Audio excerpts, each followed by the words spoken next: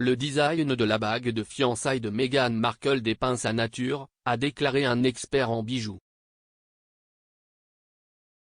La bague de fiançailles de Meghan Markle est l'une des bagues les plus emblématiques et les plus populaires de tous les temps. La duchesse de Sussex l'a reçue du prince Harry en 2017, puis un an plus tard, ils se sont mariés à la chapelle Saint-Georges, à Windsor. Express.co.uk s'est entretenu avec Nilesh Rakolia, directeur d'Abellini Jewellery, au sujet des diamants de Meghan. Le prince Harry a conçu lui-même la bague de fiançailles de Meghan, et il l'aurait proposée lors d'un de leurs voyages au Botswana. S'adressant à la BBC à l'époque, Harry a discuté du design. La bague est évidemment en or jaune parce que c'est la préférée de Meghan. La pierre principale elle-même que j'ai achetée au Botswana et les petits diamants de chaque côté proviennent de la collection de bijoux de ma mère, pour m'assurer qu'elle est avec nous dans ce voyage fou ensemble.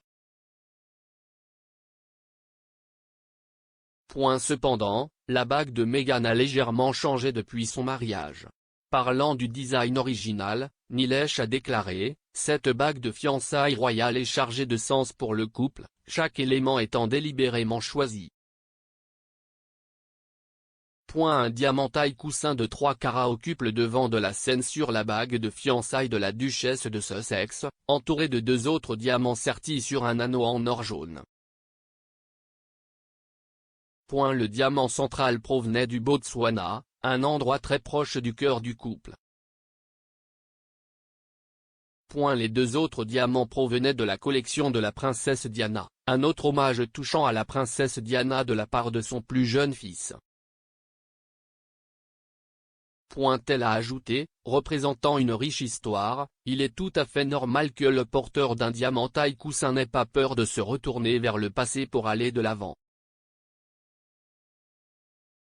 La taille de ce diamant crée également un aspect kaléidoscopique lorsqu'il est touché par la lumière, représentant la nature unique et compliquée de la personne qui le porte.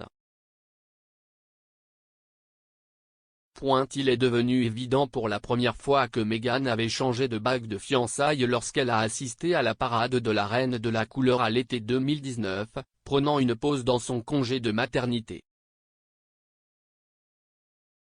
Les 3 diamants centraux de la bague sont restés inchangés, mais la bande en or simple a été transformée en une bande d'éternité en diamant.